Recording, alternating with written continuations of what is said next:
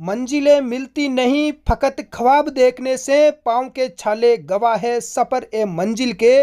राजस्थान प्रतियोगी परीक्षाओं की तैयारी करने वाले सभी विद्यार्थियों के लिए जीके सुभाष चारण सर एवं धुरीना ऐप का सुनहरा तोहफा। राजस्थान के अभ्यर्थियों के लिए सभी कोर्सेज पर महा प्रिपरेशन ऑफर लेकर आई है धुरीना टीम। 31 मई रात 12 बजे तक ये कोर्स आपके लिए उपलब्ध रहेगा। तो अभी डाउनलोड करें धुरीना एप्लीकेशन और इसका आप लाभ उठाएं। नीचे दिए गए कॉन्टैक्ट नंबर पर भी आप संपर्क कर सकते हैं। नाजनी निगाहों से ना देख हम दरिया में नहाकर आए हैं, नाजनी निगाहों से ना देख हम दरिया में नहाकर आए हैं। हवाएं क्या खाक रास्ता रोकेगी हमारा, हम तूफानों से टकरा कर आए हैं। अपने सपनों को हकीकत में बदलने के लिए हम अपनों को छोड़कर आए हैं। नमस्कार, स्वागत है सभी साथियों का स्टडी एग्जाम एकेडमी में। सभी साथी क्लास में लाइव जुड़ जाएं। काफ़ी दोस्तों की डिमांड थी कि सर हमारा लैब असिस्टेंट का जो प्रयोगशाला का पेपर है वो नज़दीक आ गया है, हमारी भूगोल की क्लास लगाओ, क्योंकि प्रयोगशाला में हमारा भूगोल आने वाला है। कुछ विद्यार्थी बोल रहे हैं सर हिस्ट्री इतिहास की क्लास लगाओ। आज की क्लास में देखते हैं, आप नीचे कमेंट करके बता देना कि भाई हिस्ट्री की इतिहास की रेगुलर क्लास लगाएं या पहले हम भूगोल कंप्लीट करें उसके बाद हिस्ट्री करवाएं। और कुछ विद्यार्थी बोल रहे हैं कि सर यहाँ पर क्या है, सांप वगैरह स्पष्ट नहीं दिखाई दे रहा है, तो डिजिटल बोर्ड लेके आ जाओ। आपको यूट्यूब पर यहाँ पर पढ़ाते हुए 3 से 4 साल हो चुके हैं, अभी तक आप डिजिटल बोर्ड लेकर नहीं आए। तो दोस्तों आपकी मांग है तो हम डिजिटल बोर्ड की व्यवस्था कर रहे हैं।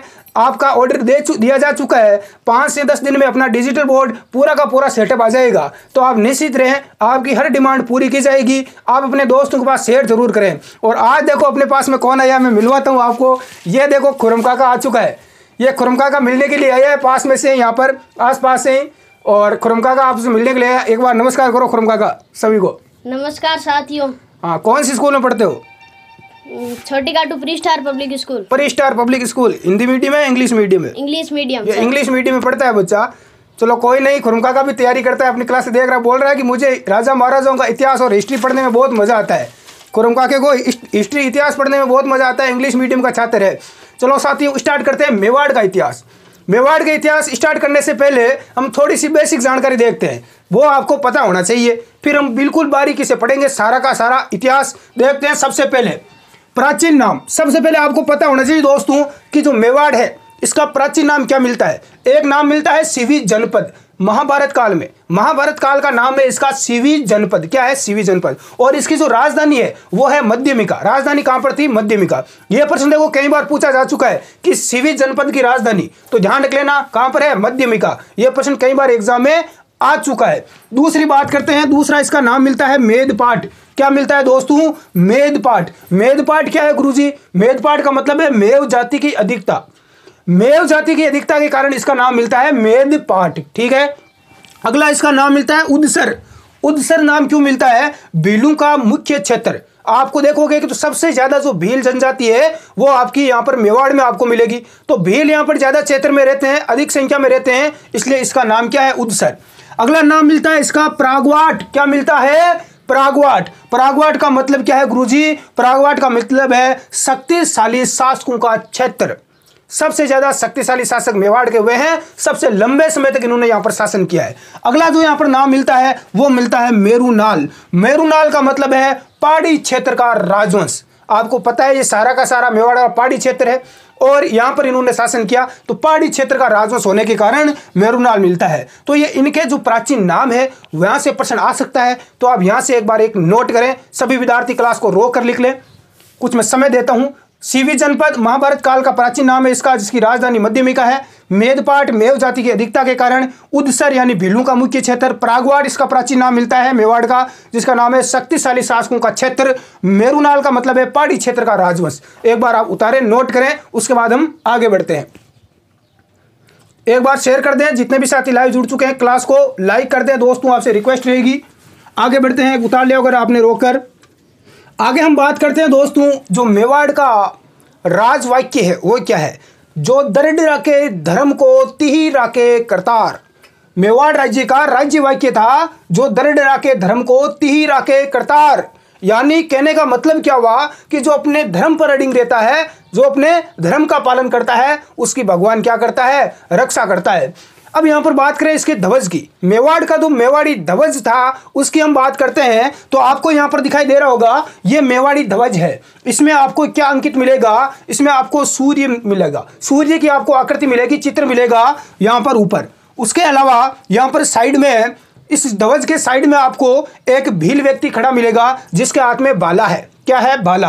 तो यहाँ पर एक भील व्यक्ति खड़ा मिलेगा जिसके हाथ में क्या ले रखा है? भाला ले रखा है। दूसरी तरफ एक आपको व्यक्ति मिलेगा सिसोदिया सरदार। कौन मिलेगा? सिसोदिया सरदार आपको मिलेगा जो कि हाथ में तलवार ले रखा है। अब आप बोलोगे और नीचे आपको नाम मिलेगा अते अते, ये संस्कृत का शब्द है। क्या मिलेगा? अते अते, ये आपको शब्द नीचे लिखा हुआ मिलेगा। बिल्कुल, इसका अते अते का मतलब क्या है? हाँ हाँ हम तैयार है। इस अते अते का मतलब क्या है? हाँ हम तैयार है युद्ध करने के लिए, शत्रुओं को मारने के लिए, मिटने के लिए, अपने राज्य के, अपने देश की रक्षा करने के लिए हम तैयार है। तो ये यहाँ पर इसका क्या है? ध्वज है, मेवाड़ी ध्वज है दोस्तों। अब बोलोगे सर ये हमें क्यों बताया गया, इसका क्या मतलब है? इसका मतलब आपको प्रश्न एग्जाम में क्या पूछा जाएगा?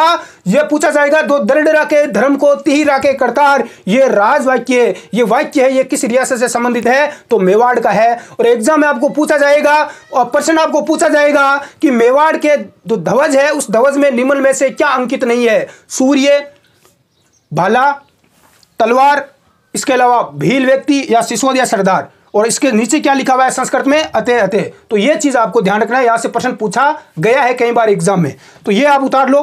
देखो यहां पर ये सिसोदिया सरदार खड़ा है, इसका मतलब यहां पर ये ऐसा माना जा सकता है कि जो ये बोला जाता है कि जो ये भील खड़ा है ये है पुंजा भील। कौन है? ये पुंजा भील है।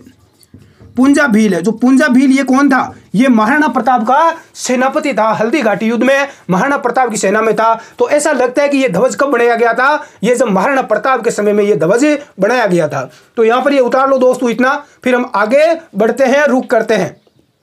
आपसे मेरा निवेदन रहेगा कि आप मोबाइल की फुल स्क्रीन में करके देखें और यूट्यूब पर आप क्वालिटी 480 में करके देखें, इससे आपको स्पष्ट रूप से दिखाई देगा। उतार लो एक बार, रोक कर फिर आगे रुक करते हैं। अब दोस्तों बात करते हैं हम गुहिल वंश की। गुहिल वंश की स्थापना कब हुई दोस्तों? गुहिल वंश की स्थापना हुई 566 ईस्वी में गुहिल या गुहिलादित्य के द्वारा की गई। ध्यान रखना दोस्तों, गुहिल वंश की जो स्थापना है वो 566 ईस्वी में गुहिल या गुहादित्य के द्वारा की गई। यह चीज आप सभी को पता होगी। आगे हम बात करते हैं गुहिल वंश के कुल देवता कि गुरुजी इनके कुल देवता कौन है, इनकी कुल देवी कौन है? तो इनके कुल देवता का नाम है एकलिंग जी। कौन है?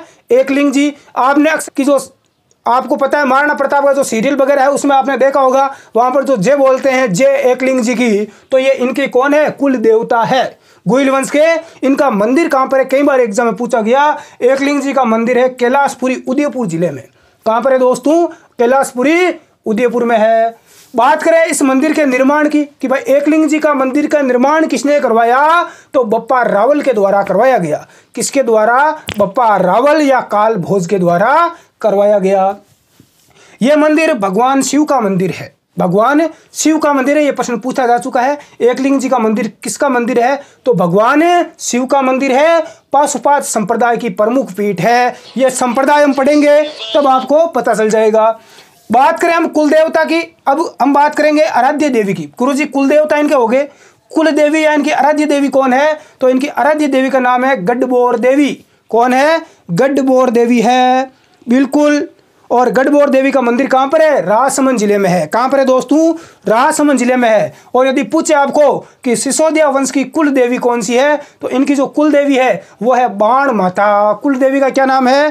बिल्कुल बाण माता, सभी का राइट है। आगे हम बात करते हैं गुहिल वंश की कुल शाखाओं की। तो गुहिल वंश की टोटल 24 शाखाएं हैं। इनकी कितनी शाखाएं हैं? 24 शाखाएं हैं। सबसे बड़ा राजवंश, सबसे शक्तिशाली, सबसे लंबे समय तक शासन करने वाला राजवंश है, क्योंकि इनकी शाखाएं कितनी है? 24। इतना उतारो फिर आगे बढ़ते हैं। क्लास को रोककर उतार लो भाई जल्दी से, ताकि समय नेक्स्ट ना हो।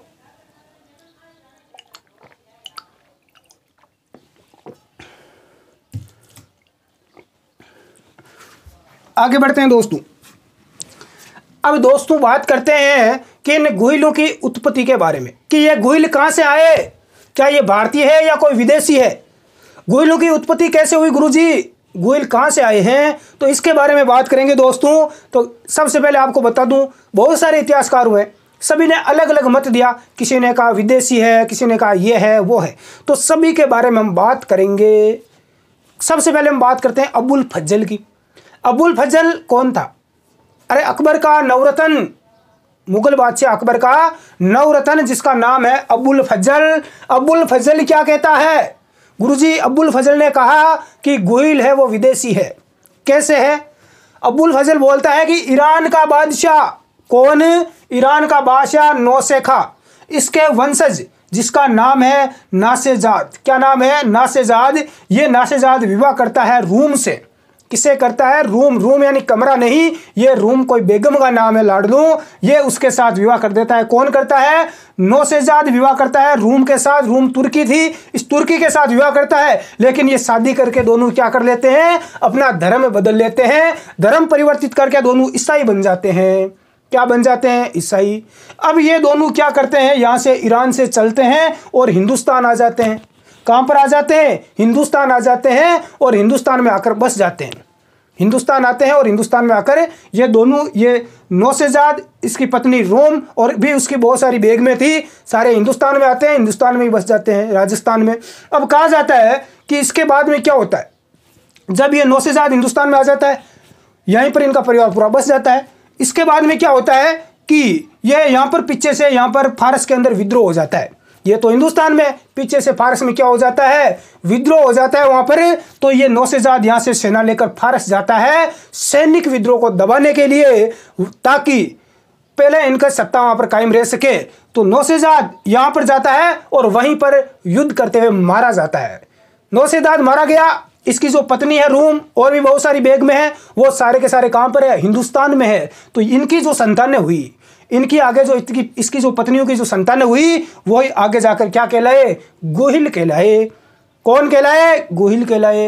ये कौन बोलता है? अबुल फजल बोलता है। तो लिख लो, अबुल फजल बोल रहा है तो आप लिख लो कि गोहिल कहाँ से आए? नौशेखा, ईरान का बादशाह, इसके वंशज जिसका नाम है नौशेजाद, ये विवाह करता है रूम के साथ में। फिर नौशेजाद, रूम और इसकी सभी पत्नियां कहाँ पर आ जाते हैं? धर्म परिवर्तित करके ईसाई बनकर हिंदुस्तान आ जाते हैं और यहीं पर बस जाते हैं। नौशेजाद युद्ध में करता हुआ मारा जाता है। इनकी जो संतान हुई वही गोयल कहलाई। उतार लो, देखें उतार लिया। तो आगे बढ़ते हैं दोस्तों, रोक कर स्क्रीनशॉट ले लो, आगे बढ़ते हैं। आगे देखते हैं दोस्तों, बहुत सारे इतिहासकार हैं जिसने अलग अलग मत दिया। सबसे उसके बाद में दूसरे नंबर पर आते हैं गोपीनाथ शर्मा। गोपीनाथ शर्मा बोलते हैं ये शर्मा है, ब्राह्मण है। तो ये बोलेंगे कि गोयल कौन है? ब्राह्मण है, ब्राह्मण वंशीय है। गोपीनाथ शर्मा कहते हैं गोहिल आनंदपुर, आनंदपुर कहाँ पर है? गुजरात में है, उसके ब्राह्मण थे। गोहिल को ब्राह्मण बता दिया गोपीनाथ शर्मा ने। ये खुद ब्राह्मण है तो ब्राह्मण ही बताएगा। दूसरा D.R. भंडारकर, ये भी क्या बताया इसने भी कि गोहिल ब्राह्मणों के वंशज थे। किसके थे? ब्राह्मणों के। अगला देखो, कर्नल जेम्स टॉड, राजस्थान इतिहास के पिता, घोड़े वाले बाबा। इन्होंने क्या कहा? इनकी बातों में माननी पड़ेगी, अंग्रेज था, इसके लिए तो ब्राह्मण, क्षत्रिय, बाकी सारे के सारे बराबर थे। तो ये जो बोलेगा वो लगभग यहाँ पर राइट माना जाता है और एग्जाम में पूछा जाता है। इसने कहा कि गोहिल वल्लभीनगर, वल्लभीनगर गुजरात का शासक शिलादित्य और उसकी पत्नी पुष्पावती, पुष्पावती का नाम काफी फेमस है, पुष्पावती के वंशज है। किसके वंशज है? वल्लभीनगर के शासक शिलादित्य और पुष्पावती के ही वंशज है। और ये चीज जब आप कोचिंग, जब मैं जब कोचिंग करने गया था ना, तो मुझे ये इतना ही पढ़ाया गया। मैंने पूछा कि सर गोहिल कहाँ से आए, कौन है गोहिल, कहाँ से आकर राजस्थान में शासन किया, मेवाड़ में? तो मुझे ये एक लाइन बताई गई कि गोहिल है वो वल्लभीनगर के शासक शिलादित्य और पुष्पावती के वंशज है। इतनी चीज पढ़ाई जाती है, लेकिन बाकी की चीजें भी आपको ध्यान रखना है। कंपटीशन का लेवल आप देख सकते हो। इसके अलावा कर्नल जेम्स टॉड ने गोहिलों को रघुवंशी और सूर्यवंशी कहा। क्या कहा? रघुवंशी और सूर्यवंशी। हमने झंडा भी देखा था पहले मेवाड़ का, जिसके अंदर आपने सूर्य अंकित देखा होगा, सूर्य। तो खुद को सूर्यवंशी भी मानते हैं। रघुवंशी यानी भगवान श्री राम का वंशज, ये मानते हैं खुद को। तो ये इतनी चीज लिखो। अब जो ये पुष्पावती और शिलादित्य वाला मैटर है ना, ये काफी लंबा है, यहाँ से प्रश्न पूछा जाता है। और इसकी जो मैं कहानी है वो आपको बताऊंगा कि इसके बारे किसका क्या मैटर है, और ये बात काफी सत्य मानी जाती है। तो ये इतना आप उतारो, फिर आगे देखते हैं इसकी रामायण पूरी।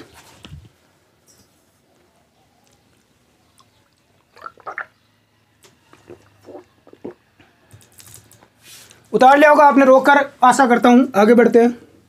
अब आगे दोस्तों एक एक मैं आपको कहानी सुना रहा हूँ।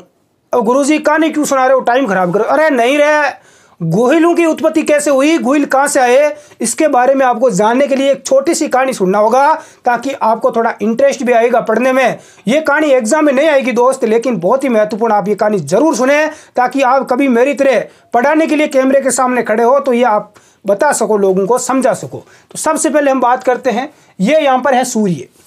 सूर्य भगवान है। सूर्य से कहा जाता है कि उत्पन्न होता है विवस्वान। किसकी उत्पत्ति होती है? सूर्य से विवस्वान की उत्पत्ति होती है। विवस्वान से उत्पत्ति होती है राजा दशरथ की। रघु तिलक, अयोध्या का राजा दशरथ, भगवान श्री राम का पिता दशरथ का नाम आपने सुना होगा। विवस्वान से कौन उत्पन्न होता है? इसी के वंश में राजा दशरथ होता है। राजा दशरथ का पुत्र श्री राम, लक्ष्मण, भरत, शत्रुघ्न नाम आपने सुना होगा। श्री राम का पुत्र कौन? लव और कुश नाम आपने सुना होगा। श्री राम क्या होते हैं? लव और कुश। लव और कुश का 108वां वंशज, कौन सा? 108वां वंशज, जिसका नाम है विजय भूप। क्या नाम है? विजय भूप। इस विजय भूप का 6वां वंशज, कौन सा? 6वां वंशज, जिसका नाम है शिलादित्य। क्या नाम है? शिलादित्य। और इस शिलादित्य की माता का नाम था सौभाग्य देवी। होता ही क्या है दोस्तों, ये सौभाग्यवती है ना, यहीं से कहानी शुरू होती है। सौभाग्यवती का जब विवाह होता है तो कहा जाता है कि विवाह की पहली रात को ही सौभाग्य देवी के पति की मृत्यु हो जाती है और सौभाग्य देवी बेचारी विधवा हो जाती है। क्या हो जाती है? विधवा। विधवा होने के बाद सौभाग्यवती क्या करेगी? सौभाग्यवती का पति मर चुका है। अब सौभाग्यवती वहां से छोड़कर कहां चली जाती है? एक अपने गुरु के पास चली जाती है। गुरु के आश्रम में रहने के लिए चली जाती है और इसके गुरु का नाम था ऋषिदत्त। क्या नाम है? ऋषिदत्त। तो ये गुरु ऋषिदत्त के पास में सौभाग्य देवी चली जाती है। पहली रात इसके पति की मृत्यु हो चुकी है, विधवा हो चुकी है। वहां पर कहा जाता है कि सौभाग्य देवी को इसका गुरु ऋषिदत्त एक मंत्र देता है और उस मंत्र को देने के बाद में इस सौभाग्य देवी को एक पुत्र की प्राप्ति होती है। क्या होती है? पुत्र की प्राप्ति होती है और इस पुत्र का नाम था शिलादित्य। क्या नाम था? सौभाग्य देवी के पुत्र का नाम था शिलादित्य। अब ये आपको पता है विधवा नारी थी, इसका पति भी नहीं है, फिर भी उसके पुत्र हो गया। तो ऐसी स्थिति में गांव के अंदर इधर उधर बातें बनने लगी और लोग इसे प्रश्न पूछने लगे। तो ऐसी स्थिति में सौभाग्य देवी बेचारी क्या करे, अब क्या जवाब दे कि पुत्र कहां से आया? तो ऐसी स्थिति में कहा जाता है कि इसका पिता परेशान हो जाता है सौभाग्य देवी का और वो इसको वल्लभी नगर छोड़ के आ जाता है। कहां पर छोड़ के आ जाता है? वल्लभी नगर। अब सौभाग्य देवी कहां पर आ चुकी है? वल्लभी नगर आ चुकी है। गुरु का क्या नाम है? ऋषिदत्त है। सौभाग्य देवी का जो पुत्र है उसका नाम है शिलादित्य। यहां तक कहानी आपके समझ में आई? आगे और मैं कहानी सुनाऊंगा, इतना आप लिखो। एक बार लिखना है तो लिख लो, नहीं तो जरूरी नहीं है, दिमाग में ही सेट कर लो, वैसे याद हो गया होगा आपको। रोक कर लिख सकते हो जिसको लिखना है, नहीं लिखना है तो मत लिखो, कोई दिक्कत नहीं है। आगे बढ़ते हैं दोस्तों। अब आगे साथियों देखते हैं सौभाग्य देवी का जो पुत्र है जिसका नाम है शिलादित्य। शिलादित्य ये शादी करता है, किससे करता है? पुष्पावती के साथ में। किसके साथ में करता है? पुष्पावती के साथ में। शिलादित्य की शादी होती है पुष्पावती के साथ में। पुष्पावती कौन है? ये परमार वंश की राजकुमारी है। कौन है? परमार वंश की राजकुमारी। पुष्पावती के साथ में शिलादित्य का विवाह होता है। शिलादित्य के 6 पुत्रियां हुई। कितनी पुत्रियां हुई? पुष्पावती के 6 लड़कियां होती है, लड़का नहीं होता है। अब लड़कियां हुई, लड़के नहीं हुए, तो ये क्या करेगी? ये जाएगी कहीं पर। अरे जब लड़कियां होती है तो लोग भाग के जाते हैं बाबाओं के। ये आ जाती है आबू। चंद्रावती की राजकुमारी थी कौन? पुष्पावती। तो ये आबू आती है। कहां पर आती है? आबू। आबू आती है और यहाँ पर अबूर्दा देवी के धोख लगाती है और वापस मन्नत मांगती है लड़का होने के लिए उसके। और ये गर्भवती थी, और ये पहले क्या थी? गर्भवती थी। अब देखो, ये गर्भवती थी पुष्पावती। आबू आती है किसके पास में? अबूर्दा देवी के मंदिर में आती है और यहाँ से मन्नत मांगती है। उसके बाद में क्या होता है दोस्तों, यहीं तक आप याद रखना कि भाई पुष्पावती परमार वंश की राजकुमारी थी जिसका विवाह शिलादित्य के साथ में हुआ। इसकी 6 पुत्रियां थी, इसके पुत्र नहीं हुआ। ये गर्भवती होने के बाद आबू आती है और अबूर्दा देवी के मंदिर में। यहाँ तक यहाँ पर कौन आ चुकी है? पुष्पावती आ चुकी है। अब पुष्पावती तो यहाँ पर आ चुकी है, तो पीछे से क्या होता है दोस्तों? पीछे से शिलादित्य यहाँ का जो राजा था, इसके पति जो शिलादित्य, इसके ऊपर मलेच्छु का यानी अरबी आक्रमण हो जाता है। पीछे से क्या हो जाता है, मलेच्छों का यानी अरबों का आक्रमण हो जाता है, अरबी आक्रमण हो जाता है। और इस भयंकर आक्रमण के अंदर शिलादित्य क्या करता है, युद्ध करता हुआ मारा जाता है। शिलादित्य मारा गया। इसकी जितनी भी बाकी रानियां थी, महारानियां थी, उन सभी ने क्या कर लिया, जोर कर लिया। अब देखो, अब यहाँ पर पुष्पावती तो बच गई, पुष्पावती बच गई तो पुष्पावती बच गई, उसका जो गर्भ में पुत्र है वो भी बच गया।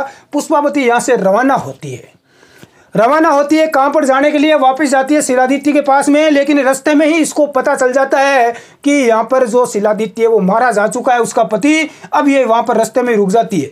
उसके बाद में ये मलिया की गुफा में जाती है। कहाँ पर जाती है, मलिया की गुफाओं में जाती है और वहीं पर उसको पुत्र की प्राप्ति होती है।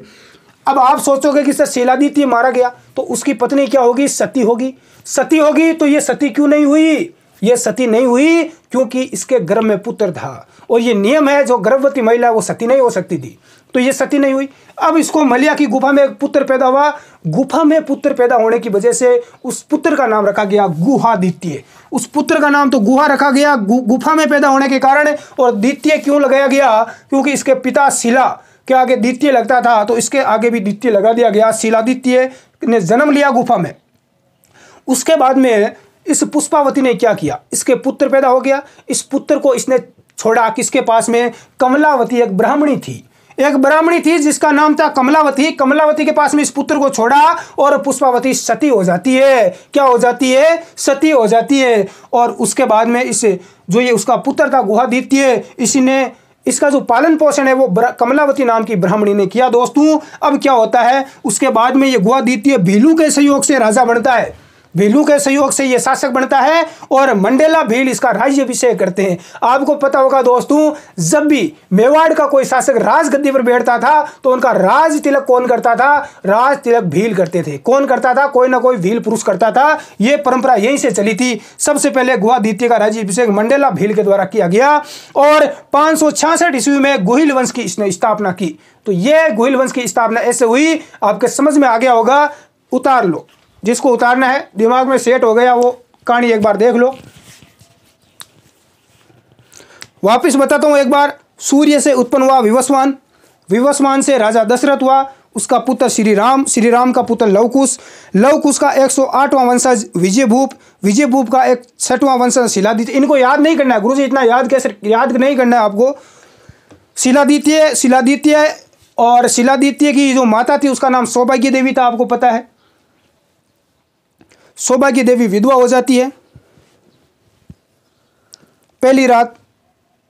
हाँ, उसका जो पति है, उसका जो पिता है, वो उसे वल्लभी नगर छोड़ के आ जाता है और शिलादित्य फिर वल्लभी नगर का शासक बनता है।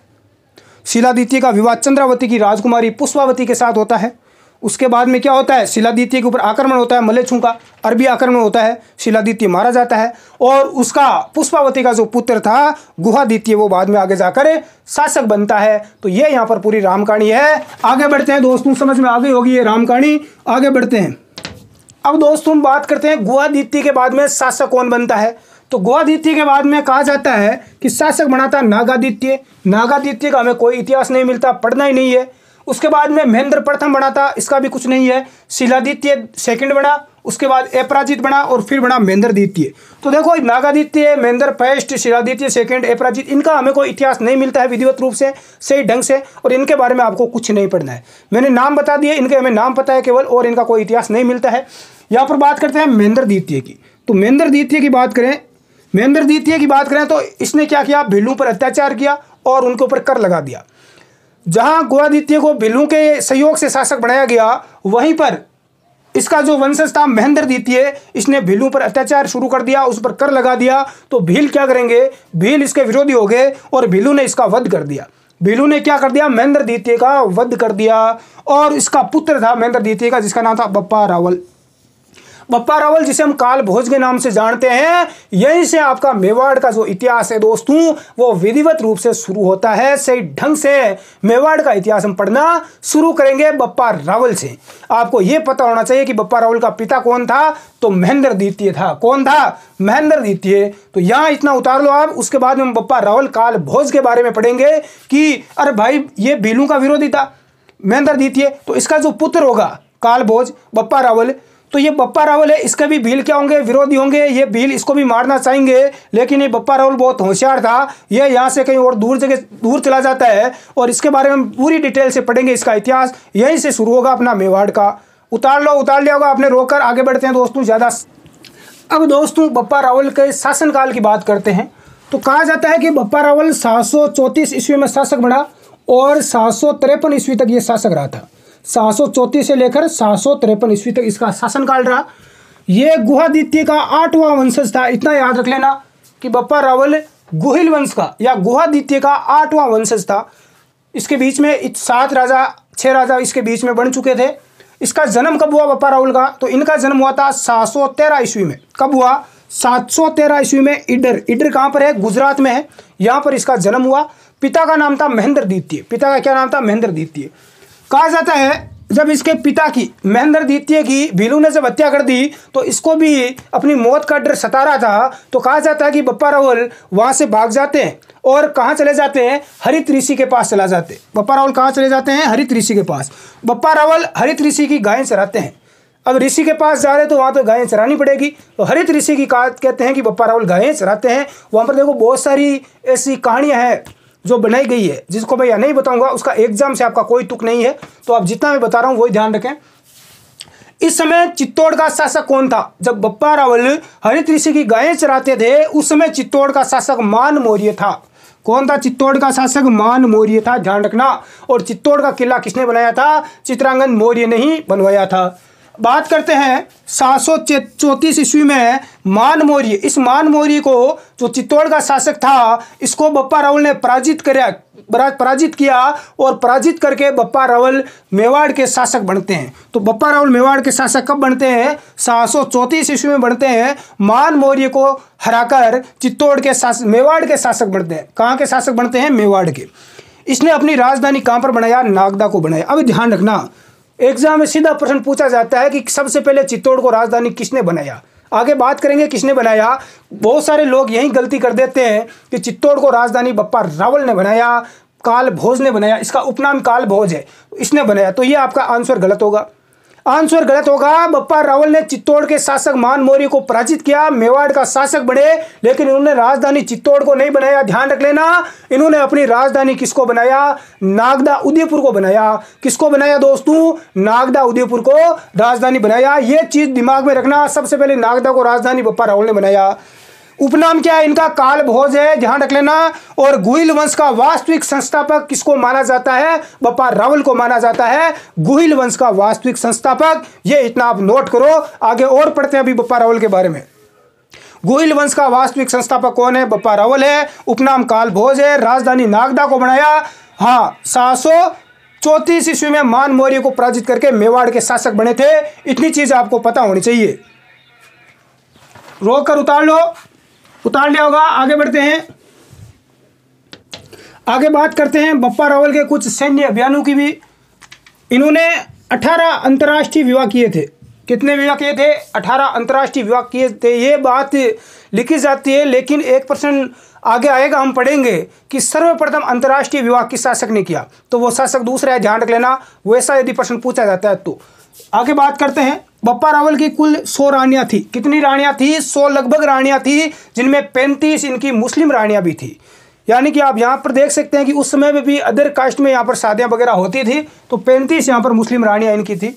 और भी बहुत सारे यहाँ पर कहा जाता है, ऐसी कथाएं हैं, लोक कथाएं, कि बप्पा रावल इतनी बड़ी धोती पहनते थे, इतना बड़ा भाला रखते थे, तलवार रखते थे, एक साथ में इतने बकरों की भैंसों की बलि देते थे। तो वो सारी यहाँ पर जनता के द्वारा, लोगों के द्वारा उठाई गई बातें हैं।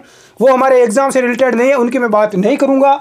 यहाँ पर बात करते हैं, एक चीज़ ध्यान रख लेना दोस्तों, ये नोट लगा कर लिख लेना। रणकपुर की जो प्रशस्ति है उसमें बप्पा रावल को और काल भोज को अलग अलग व्यक्ति बताया गया है। बहुत सारे इतिहासकार बोलते हैं कि बप्पा रावल और जो काल भोज है वो एक ही व्यक्ति है, लेकिन रणकपुर जो प्रशस्ति है उसमें कहा गया है कि बप्पा रावल और काल भोज दोनों अलग अलग व्यक्ति थे। ठीक है, अगली है कुमलगढ़ प्रशस्ति। कुमलगढ़ प्रशस्ति में इसे क्या बताया गया है, विप्र वंशीय बताया गया है। बात करें इनके सैन्य अभियान की, तो सबसे पहले 734 में ये शासक बने और नागदा को इन्होंने राजधानी बनाई। 735 में इन्होंने क्या किया, हज्जात हज्जात ये ईरान का शासक था, इसको पराजित किया था। ध्यान रख लेना, सबसे पहले हज्जात को पराजित किया। 738 में अरबी आक्रमण हुआ था जुनैद का। 738 में अरबी आक्रांता था जुनैद। इस जुनैद ने आक्रमण किया, लेकिन इसने जुनैद को भी पराजित किया। जुनैद भी क्या हुआ, पराजित हुआ। और कहा जाता है कि इस जुनैद ने ही काल भोज को बप्पा कहा था। क्या कहा था, बप्पा कहा था कि ये तो सभी का बाप है, जो भी इसे लड़ने जाता है पराजित कर देता है। ये काल भोज कौन है, ये तो काल है सभी का, ये काल भोज काल है, ये बप्पा है। और कुछ लोग बोलते हैं कि जो मेवाड़ की जनता थी ये बहुत शांतिप्रिय राजा थे। कहा जाता है कि बहुत ही मेरी तरह बिल्कुल सिंपल व्यक्ति थे, बहुत अच्छे स्वभाव के व्यक्ति थे, इसलिए जो मेवाड़ की प्रजा थी, जनता थी, वो इनको बप्पा कहती थी। और कुछ लोग बोलते हैं जुनैद ने कहा था। इराक के शासक मोहम्मद बिन कासिम को हराया। मोहम्मद बिन कासिम ने आक्रमण किया, कासिम को भी पराजित किया। इसके बाद में इन्होंने क्या किया था, बप्पा राउल ने रावलपिंडी स्थान पर एक सैन्य चौकी स्थापित की थी। वहाँ पर जो भी सैनिक उधर से मान लो कोई भी आक्रमण होता तो ये यहाँ पर ये सैनिक बिठा दिए। उसके बाद में गजनी के शासक सलीम को भी हराया, अफगानिस्तान। यहाँ पर सैनिक बैठे हैं, बैठे बैठे क्या करेंगे, आगे बढ़ते हैं, गजनी पर आक्रमण करते हैं। और इन्होंने आक्रमण किया गजनी पर, और गजनी के अफगानिस्तान का शासक था सलीम, इसको भी इन्होंने पराजित किया था। तो ये इनका सैन्य अभियान है बप्पा राउल का, ये आप लिख लो, एक बार रोकर उतार लो। बाकी ऐसे प्रश्न पूछे नहीं जाते हैं कि इनकी कितनी रानियाँ थी, कितनी मुस्लिम रानियाँ थी, अंतर्राष्ट्रीय विवाह कितने किए, ये प्रश्न पूछे नहीं जाते हैं। लेकिन आपके दिमाग में ये चीज़ें होनी चाहिए, पता होना चाहिए आपको। यदि आप इतिहास पढ़ रहे हो तो कोई आपको पूछ सकता है, और भी व्यक्ति। उतार लिया होगा आपने रोकर, आशा करता हूँ। नोट्स बनाते जाएं दोस्तों, आगे बढ़ते हैं ताकि आपको बार बार इतिहास ना पढ़ना पड़े। आगे बात करते हैं बप्पा राउल के जो समकालीन शासक थे, इनका नाम एग्जाम में पूछ लिया जाता है। तो इसके समकालीन जो प्रतिहार शासक थे उनका नाम था नागभट्ट प्रथम। ठीक है। दूसरा है चालुक्य या सोलंकी शासक, जो गुजरात के शासक थे, उनका नाम था विजयादित्य। क्या नाम है, विजयादित्य है। इसके अलावा एकलिंगनाथ मंदिर का इन्होंने निर्माण करवाया। जो एकलिंग जी का जो मंदिर है, मेवाड़ के शासक स्वयं को एकलिंग जी का दीवान मानते थे, उसका दीवान मानते थे, और उनका सेवक मानकर स्वयं को उनका सेवक मानते और राज करते थे। तो एकलिंगनाथ का मंदिर का निर्माण बप्पा राउल ने करवाया था। और इस एकलिंगनाथ जी के मंदिर के पीछे इनके जो गुरु थे हरित ऋषि, उनका आश्रम भी है। आदिवरा का मंदिर है कैलाशपुरी, इसका भी इन्होंने निर्माण करवाया था। बात करें सास बहू का मंदिर, ये एग्जाम में कई बार पूछा गया है। सास बहू का मंदिर कहाँ पर है, नागदा उदयपुर में है। इसका निर्माण बप्पा राउल ने करवाया। बप्पा रावल को अजमेर से 115 ग्रेन का सोने का सिक्का मिला था। कहा जाता है कि बप्पा रावल को काल भोज को अजमेर से 115 ग्रेन का सोने का सिक्का मिला था। और इस सिक्के पर क्या अंकित था, इस सिक्के पर यह सिक्का क्यों महत्वपूर्ण है, बप्पा रावल को मिला, हमें क्या फायदा है। एग्जाम में कई बार पूछा गया है कि जो बप्पा रावल को जो सिक्का मिला था उस सिक्के पर क्या अंकित है, या निम्न में से अंकित नहीं है। क्या अंकित नहीं है, तो ध्यान रख लेना। इसमें कामधेनु गाय, कामधेनु अंकित है, इसका चित्र है, बोप शब्द है, और त्रिशूल अंकित है। इस सिक्के पर क्या क्या है, कामधेनु, बोप शब्द और त्रिशूल अंकित है, ध्यान रखना। बप्पा रावल की मृत्यु कब हुई, 97 वर्ष की आयु में बप्पा रावल की 1810 ईस्वी में मृत्यु हुई थी। आप बोल रहे हो कि सर इनका कार्यकाल 734 से 753 ही है। बिल्कुल आपने ठीक सुना, 753 ईस्वी में इन्होंने राजपाट छोड़ दिया था सारा का सारा, और ये बिल्कुल सन्यासी बन गए थे। 753 में इन्होंने राजपाट छोड़ दिया, और 810 में 97 वर्ष की आयु में इनकी मृत्यु हो जाती है। इनकी समाधि कहाँ पर बनी हुई है, तो ध्यान रख लेना, कैलाशपुरी उदयपुर में इनकी समाधि बनी हुई है। दोस्तों ये थे बप्पा रावल का इतिहास, इतना आप लिखो, इतना लिखो। उसके बाद आगे बढ़ते हैं। आगे किसका इतिहास पढ़ना है, बप्पा रावल के बाद में खुमान। कौन आया था रे, खुमान। और देखो एक अपने इतिहासकार हुए हैं गौरीशंकर हीराचंद ओझा। इन्होंने कहा था, ध्यान रख लेना, गौरीशंकर हीराचंद ओझा ने क्या कहा था कि मेवाड़ में सर्वप्रथम सोने के सिक्के बप्पा रावल ने चलाए थे। यह भी पूछा जा चुका है। तो गौरीशंकर हीराचंद ओझा के अनुसार मेवाड़ में सर्वप्रथम सोने के सिक्के किसने चलाए थे, बप्पा रावल ने सोने के सिक्के चलाए थे। और बप्पा रावल की मृत्यु हुई थी। कुछ लोग और कर्नल जेम्स टोड क्या बोलते हैं, कर्नल जेम्स टोड कहते हैं कि इनकी जो बप्पा रावल की मृत्यु है वो खुरासन में हुई थी। कहाँ पर हुई थी, खुरासन में। तो ये किसने कहा था, कर्नल जेम्स टोड ने कहा था, खुरासन में। तो अब उतार लो, आप उतार लिया होगा आशा करता हूँ रोककर। बीच में रोकने का ऑप्शन आता है यूट्यूब में, बीच से रोककर उसके बाद फिर क्लिक करें और देख लें। 480 में देखें, स्पष्ट दिखाई देगा। आगे बढ़ते हैं, चलो। अब साथियों बप्पा रावल के बाद में शासक बनता है खुमान। कौन बनता है, खुमान बनता है। खुमान के बाद में शासक कौन बनता है, बिल्कुल, भरतपट बनता है। भरतपट के बाद में शासक कौन बनता है? मतट बनता है। कौन बनता है? मतट। गुरुजी इनके बारे में बताओ। इनका कोई इतिहास नहीं मिलता, इनका केवल नाम ही मिलता है, बाकी इनका कुछ नहीं मिलता और आपको पढ़ना भी नहीं है। उसके बाद में कौन बनता है शासक? मतट के बाद में भरतपट द्वितीय शासक बनता है और भरतपट द्वितीय के बाद में शासक बनता है अल्लट। कौन बनता है? अल्लट, या इसे आलू राउल भी कहा जाता है। अल्लट को क्या कहा जाता है? आलू राउल भी कहा जाता है। अब हम पढ़ेंगे अल्लट का या आलू राउल का इतिहास। अल्लट और आलू राउल का इतिहास पढ़ेंगे अगली क्लास में। आज की क्लास में इतना ही, नेक्स्ट क्लास में मिलेंगे। धन्यवाद साथियों, जय हिंद।